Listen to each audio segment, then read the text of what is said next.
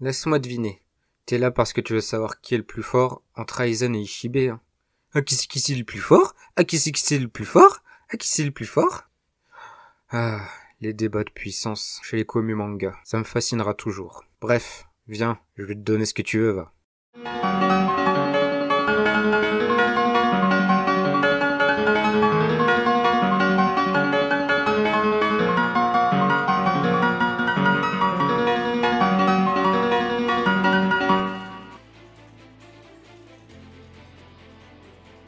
Qui gagne entre Aizen et la Division 0? C'est à cette question que nous allons essayer de répondre dans cette vidéo, mais d'abord remettons un petit peu de contexte dans tout ça. Si Ichigo n'avait pas réussi à vaincre Aizen, est-ce que la Division 0 aurait réussi à arrêter Aizen? Je rappelle vite fait le pitch. L'objectif d'Aizen lors de la bataille de Karakura, c'était de créer l'Oken. En gros, la clé pour accéder au palais spirituel. Après avoir littéralement défoncé tout le Gotei 13, le seul et dernier obstacle qui se tenait en face d'Aizen, c'était littéralement Ichigo. Enfin, il y avait aussi donc Kanonji. Et puis, il y avait aussi Rangiku. Bon, je sais que sa poitrine est impressionnante, mais je doute que ça aurait suffi à faire rempart. Bref. Mais dans cette vidéo, on va surtout essayer de savoir, théoriser, j'ai envie de dire, si Aizen avait réussi à vaincre Ichigo, ça signifie qu'il n'y aurait plus littéralement aucune personne capable de l'arrêter, en tout cas dans le monde des humains. Donc, ça signifie qu'Aizen se serait rendu dans le palais royal, sauf que là, dans le palais royal, il y aurait eu la Division 0 qui l'attendait de pied ferme. Donc la question c'est, est-ce qu'il aurait été capable de les vaincre? Première partie, le pouvoir du scénario. Il est difficile de déterminer avec certitude le résultat d'un combat entre Aizen et la Division 0, car cela dépend largement des circonstances spécifiques du contexte de la bataille, et de façon générale, comment les personnages sont écrits dans l'univers de Bleach. Voici pourquoi je parle du pouvoir du scénario d'ailleurs. Aizen Sosuke est un puissant antagoniste dans l'arc Soul Society ainsi que dans l'arc Arrancar. Il possède des compétences Shinigami remarquables et a acquis une puissance considérable après avoir fusionné avec le Ugyoku. Cependant, la Division 0, également connue sous le nom de Garde Royale, est constituée des Shinigami les plus puissants du Gotei 13. Et d'après leur dire, ils sont aussi forts que tout le Gotei 13 réuni. Et ils sont responsables de la protection du roi et des âmes et du palais spirituel. Autrement dit, si Aizen comptait vraiment obtenir l'Oken pour se rendre au palais royal, il aurait tôt ou tard fini par se confronter à eux. Donc, il est logique et légitime que plusieurs fans se demandent ce qu'il se serait passé ensuite, car connaissant notre bon vieux Aizen, il était tout à fait possible qu'il ait un plan, et qu'il ait prévu ce qu'il se passerait là-bas. La Division 0 est composée de membres extrêmement puissants, tels qu'Ichibe Iyosube, le chef qui possède des compétences impressionnantes telles que la manipulation des noms, et les autres membres de la Division 0 sont également dotés de pouvoirs exceptionnels. Pouvoirs d'ailleurs qui seront plus développés dans l'anime. Et si l'on se base sur la hiérarchie établie dans l'univers de Bleach, la Division 0 est supposée être le sommet en termes de puissance parmi les Shinigami. Ce n'est pas pour rien qu'on a des débats infinis sur Twitter sur qui gagne entre Yamamoto et Ichibe par exemple. Cependant, la manière dont l'histoire pourrait se dérouler dépend des choix du créateur de l'œuvre, Tite Kubo. Tite Kubo, enfin bref, moi je le dis à la French, vous me connaissez si vous regardez mes autres vidéos. Il est donc difficile de dire avec certitude qui gagnerait dans un combat entre Aizen et la Division 0 sans avoir les détails spécifiques du scénario, car il y a, comme vous pouvez le constater, beaucoup d'éléments à prendre en compte. Un combat perdu d'avance. Le sortilège d'Urahara. Nous savons qu'Aizen aurait réussi à créer un Oken sans problème une fois Ichigo vaincu, puisqu'il avait déjà tout préparé pour sa création. Donc une fois arrivé au palais du roi spirituel, que se serait-il passé? C'est ça la véritable question. Ce débat ne cesse d'obséder les fans de Bleach depuis des années. Chacun brandit ses arguments, telle une lance prête à transpercer l'adversaire à tout moment. Et je dois bien avouer que malgré le fait que je ne sois pas un obsédé des puissances comme certains, moi aussi cette question a fini par me turlupiner plus d'une fois. Mais c'est plus dans le sens de la curiosité. Je vais donc vous présenter mes quelques arguments et hypothèses sur qui sortirait vainqueur de ce combat. En vrai, je pense vraiment que la question mérite d'être étudiée car les deux camps ont des arguments vraiment solides. Au point que même moi je n'arrive pas à me décider, donc c'est parti. On va essayer de trouver et de démêler le vrai du faux dans tout ce bordel. Bon, les gens ont cité beaucoup d'arguments, mais parmi tous ces arguments, je n'ai pas vu une seule personne parler de celui-ci. Pas une seule. Je vais donc répéter tout doucement, lentement et distinctement ce qui va suivre, histoire que tu aies le temps d'intérioriser. C'est important pour la suite de la vidéo. Aizen avait déjà perdu avant d'arriver dans le palais royal. Je répète, Aizen avait déjà perdu avant d'arriver dans le palais royal. Tu ne me crois pas? Alors écoute bien ce qui va suivre. Urahara avait déjà inséré son Kido pour sceller Aizen pendant la bataille de Karakura. Ce qui signifie que même si Aizen avait ses chances contre la division 0, dans tous les cas, le combat aurait fait rage. Ichibe aurait forcément réussi à affaiblir Aizen, ce qui aurait activé le sceau d'Urahara. Autrement dit, Aizen avait perdu avant d'arriver au palais royal, car il avait le sceau à l'intérieur de son corps. Et même si le Getsuga Tensho ultime est une technique incroyablement puissante, j'ai du mal à croire qu'aucun membre de la division 0 ne soit capable de blesser même un Aizen papillon en fait. De nombreux power-up. Je commence à vous connaître maintenant, bande de petits coquins. Vous, ce qui vous intéresse, c'est la puissance, je sais. Qui c'est le plus fort? Tu veux qu'on parle de puissance? Gouzi. Bon, je vais donc faire l'impasse sur cet argument et essayer de faire mon analyse sans prendre cet argument en compte. Donc, admettons que Aizen n'ait pas croisé la route d'Urahara et qu'il affronte la division 0 tout de même. Que se serait-il passé? Aizen n'a pas arrêté d'évoluer grâce au Ugyoku. Et parmi toutes ces évolutions, on distingue des similitudes entre Ichigo et lui par exemple. Les deux ont leurs bras qui fusionnent avec leurs Zanpakuto, ils ont tous les deux une partie holo en eux, et vu la forme finale d'Aizen Papillon, ça va vraiment être compliqué de me prouver qu'il n'a pas des caractéristiques de holo. Je veux dire, même ses ailes ont des crânes, même ses ailes sont des holos en fait. Et il n'y a pas que ça, il est capable de neutraliser le Kototsu, un être qu'aucun Shinigami ne peut détruire, autrement dit, seul celui qui a créé la Soul Society et les autres mondes peut neutraliser un être comme celui-ci. Donc la seule personne qui pourrait faire ça, c'est le Soul King. Si Aizen peut défaire les créations du Soul King, c'est qu'il est devenu un être équivalent à celui-ci, donc un être transcendant. Et enfin, qu'est-ce qui apparaît sur son torse quand il évolue en papillon? Une croix, symbole des Quincy. Donc nous avons un être à la fois Shinigami, Holo et Quincy, donc un être qui transcende toutes les espèces comme Ichigo et le Soul King. Bon là j'avoue, je mastique pas mal et je le précise, c'est une théorie, pas la peine de m'agresser dans les commentaires.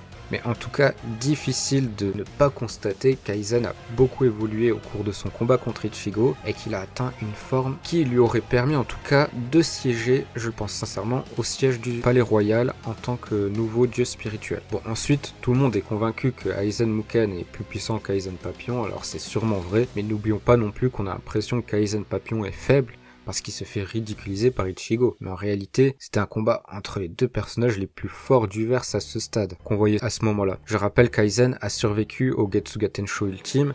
Cette attaque aurait dû le faire disparaître, l'annihiler, que dis-je, en poussière. Rien que le fait qu'il survive à ça nous indique à quel point il était extrêmement puissant à ce moment-là. Donc bref, tout ça pour vous dire que Aizen, à ce stade de l'histoire, avait vraiment une puissance de dingue. Et je pense sincèrement qu'il était un sacré challenge, même pour la division 0. Et je parle pour les 5 membres réunis. Je pense sincèrement qu'au niveau de puissance qu'il avait, Aizen n'avait pas à rougir face à un Ichibe ou un Iwatch. Et dans le pire des cas, s'il avait été en mauvaise position contre la division 0, n'oublions pas que le Ugyoku lui aurait sûrement fait faire un power-up supplémentaire, ce qui n'est pas impossible. D'ailleurs ça, ce sera le sujet d'une autre vidéo je pense, mais le Ugyoku c'était un sacré cheat code, et c'est sûrement ce qui, en ce qui me concerne, m'a un peu saoulé vers la fin de l'arc à Rancard, en particulier dans la dernière phase où Aizen se bat contre Gin et Ichigo. Un stratège.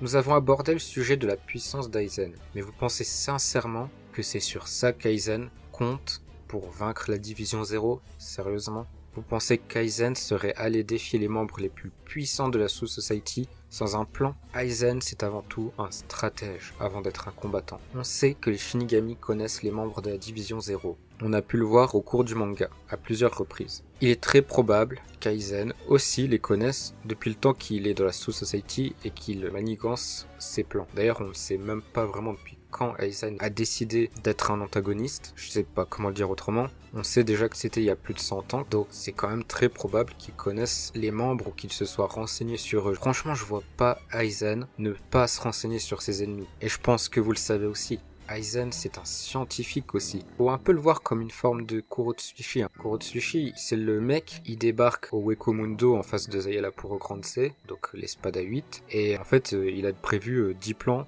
pour le vaincre parce qu'il a regardé le combat à travers une caméra installée dans Ouryu. Voilà, et Aizen c'est un peu le même type de personne, donc difficile d'imaginer qu'Aizen va débarquer dans le palais royal contre les ennemis les plus difficiles qu'il ait à affronter sans un plan. J'y crois pas une seule seconde. Jamais Aizen ne serait allé défier quelqu'un comme Ichibe juste en comptant sur le Hogyoku. Pour moi, et c'est mon avis, je pense qu'Aizen avait préparé des Arrancars pour sceller les Zanpakuto de la division 0, en particulier celui d'Ichibe, parce que le pouvoir d'Ichibe est beaucoup trop monstrueux pour que juste le Hogyoku suffise à lui résister. Mais après, pourquoi pas, hein, c'est pas impossible non plus. Le Hogyoku, je vous l'ai dit tout à l'heure, pour moi c'est un cheat code. Mais en tout cas, c'est impossible qu'Aizen fonce vers la division 0 en comptant sur seulement sa puissance. Ça veut pas dire qu'elle est pas impressionnante, j'ai fait toute une partie sur les power-up potentiels que Aizen pourrait avoir au cours du combat de la partie précédente, mais je pense sincèrement qu'il compterait pas que sur ça. Ou alors c'est vraiment que son arrogance l'aura mené à sa perte s'il fait ça. Et c'est pas impossible non plus. Quand on regarde bien le combat Ichigo-Aizen à la fin de l'arc Arrancar, Aizen il est beaucoup trop arrogant et beaucoup trop sûr de lui. Un truc tout bête, mais à aucun moment il utilise Kyoka Suigetsu sur Ichigo alors que ça aurait suffi à tout régler en fait. Et encore moins son Bankai. Donc faut pas oublier non plus que même si c'est un stratège, il semblait se reposer beaucoup sur le Hogyoku et c'est pas impossible non plus qu'il ait débarqué sans un plan. En tout cas, moi je pars du principe que le Aizen qu'on connaît avait forcément un plan pour les vaincre, parce que s'il en avait pas, alors c'est sûr et certain pour moi qu'il se serait fait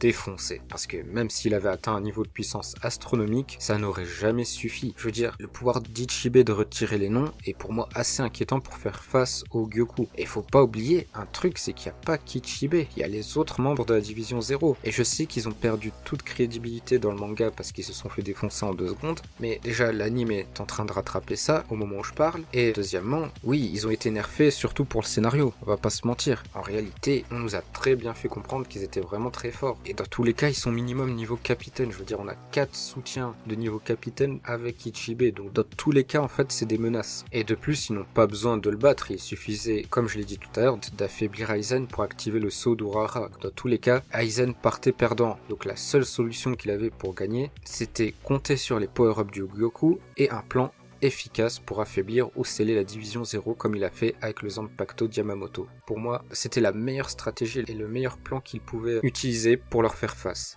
C'est pour ça que j'ai toujours trouvé ça débile qu'il tue Tozen et Gin d'ailleurs. Enfin, Gin c'est normal, il savait qu'il voulait le trahir, mais Tozen, il était vraiment hyper fidèle à Aizen. Donc ok, Gin était un traître, mais avec ces deux-là à ses côtés en tout cas, et un Hogyoku qui donne des power-up et une stratégie pour sceller et affaiblir la division 0, comme un clone de Wonder Wise par exemple, là oui, il aurait carrément pu gagner pour moi. Mais ça fait quand même pas mal de conditions à réunir, et n'oublions pas que Gin comptait le trahir de toute façon.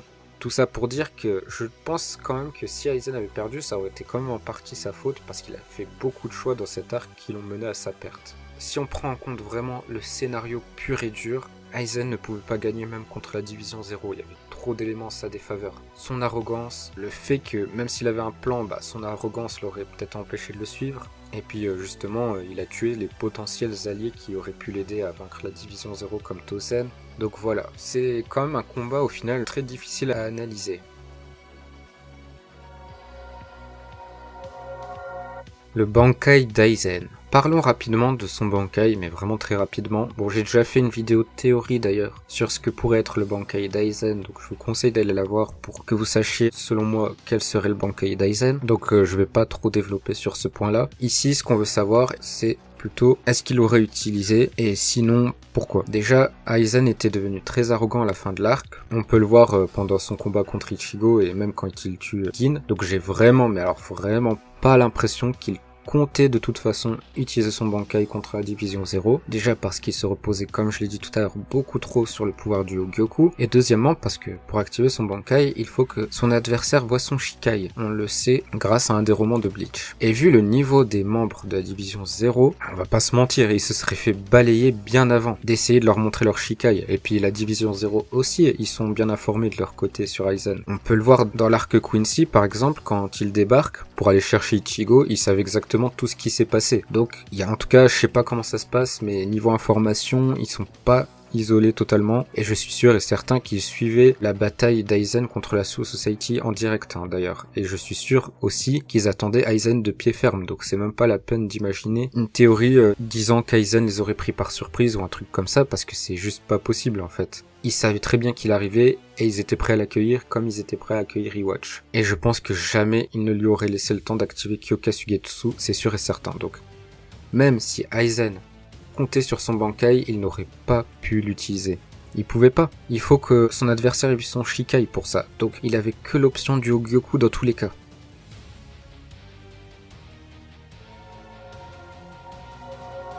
Bon, on arrive à la fin de cette vidéo qui est déjà, selon moi, beaucoup trop longue. Et je trouve que je n'ai malheureusement pas assez parlé de la Division 0 et de toutes les options qui s'offrent à eux, ou des avantages aussi qu'ils ont de leur côté, parce qu'ils sont pas non plus invincibles. Mais je pense que ce sera plus le sujet d'une partie 2, parce que comme j'ai dit, la vidéo est déjà assez longue comme ça. Et puis bref, tu l'auras compris, pour moi, c'est une chance sur deux en fait. Aizen avait une puissance assez grande pour faire face à la Division 0, c'est un fait. Mais sans stratégie, ça n'aurait jamais suffi. En revanche, s'il avait vraiment prévu un plan comme ce qu'il avait fait avec Wonder Wise pour sceller Ryujin Jaka, alors là, oui, je dis on peut discuter clairement. Mais quand tu vois l'arrogance dont il a fait preuve contre Ichigo, je n'ai vraiment pas l'impression qu'il avait conscience de la menace que représentait la Division 0.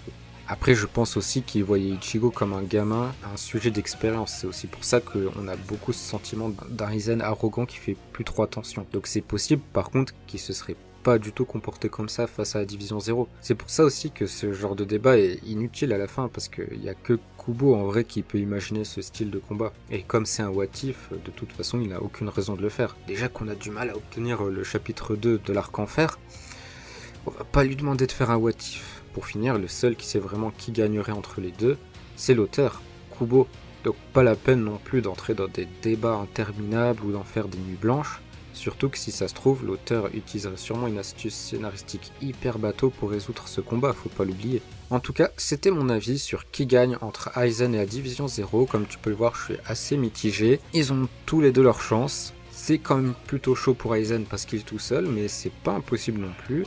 Et je t'ai donné tous les éléments qui font que pour moi c'est pas impossible. Mais franchement, il part quand même avec beaucoup d'handicap, je trouve. En tout cas, si la vidéo t'a plu, fais-le moi savoir avec un petit like. Et dis-moi évidemment en commentaire pourquoi tu es d'accord avec moi. Et évidemment pourquoi tu n'es pas d'accord non plus, c'est intéressant aussi. J'ai sûrement oublié plein d'éléments. Et puis au final, c'était pas vraiment une vidéo vraiment pure Aizen vs Ichibe, c'était plus une vidéo what if comme je viens de le dire. Donc en termes de puissance de combat pure, qui gagne entre les deux, en fait, il faudrait que je recommence ma vidéo complètement à zéro, et là je parle de l'écriture. Donc si ça vous intéresse aussi, n'hésitez pas à me dire en commentaire que je fasse une autre vidéo. Cette fois, je parle vraiment que de puissance pure. Si cette vidéo marche bien, pourquoi pas, ça pourrait être intéressant. En tout cas, abonne-toi aussi parce que t'es gentil, et puis voilà, moi je me casse par là, et je te dis à la prochaine vidéo. Salut!